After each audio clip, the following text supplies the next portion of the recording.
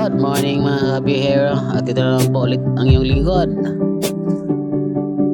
Randy Lacaso Official or Dong Biyahero. Yan nga, kahapon no, natapos ko lang yung mga pagpentora. Ngayon naman, tubero for again naman ako kasi nasira yung mitruhan. Kaka-reconnect lang ito kasi naputulan to, hindi dahil sa hindi nagwag, kundi walang tao kasi siyempre walang gumagamit, pero may standard payment monthly pala tong Maynilad na 162 per month. Pag 3 months walang nagbabayad, puputulin agad nila yon. So, nagbayad ako ng 1,000 kahapon kasama ang recollection na 200 plus. So ito nga, dahil nasira nga nung nagtanggal ng lock ng taga Maynilad, naputol yung tubo sa gilid. Ito yon. Kaya kailangan ayusin kasi titira na yung renter nito, yung nag-sign contract sa mga post ko dito sa Facebook din. Maayos ko to. Hindi ako expert dito, hindi rin ako talaga marunong dito. Kumbaga tinitimpla-timpla ko lang, tinatingnan ko lang paano, tiningnan ko yung sira at ano dapat gawin. Pinag-aralan ko muna bago siya galawin, bago paglagariin. So I hope kasi hindi ako tubero siguro sa pagkasinta, pagmamason pwede pa, pero pag tutubero hindi. Ito yung first time ko na gumawa outside sa bahay namin. Dahil sa bahay namin ako yung nagawa ng meterhan mula sa meter papunta sa bahay. Ito naman try ko, wala namang mangyayari try ko yun, di ba?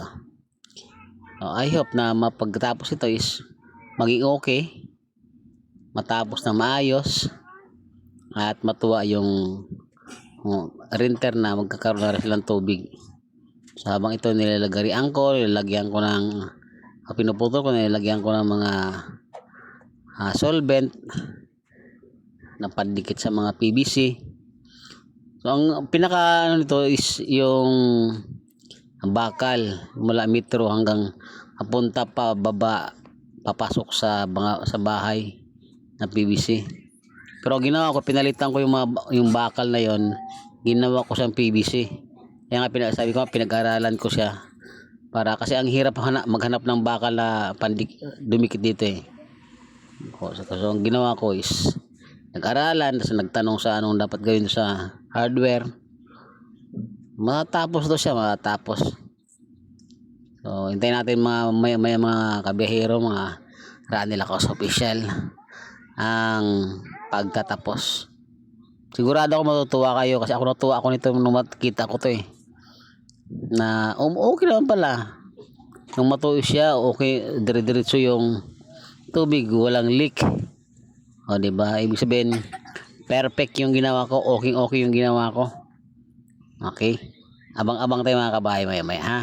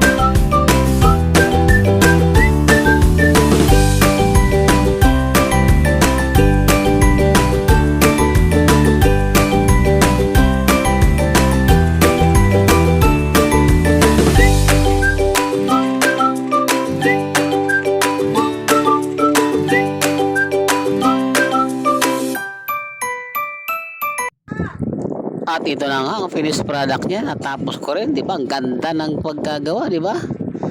Flawless. Nakatsamba tayo mga kabahay, mga kabiyahero. Di ba? Oh, saan ka pa? First time gumawa sa labas. Thank you.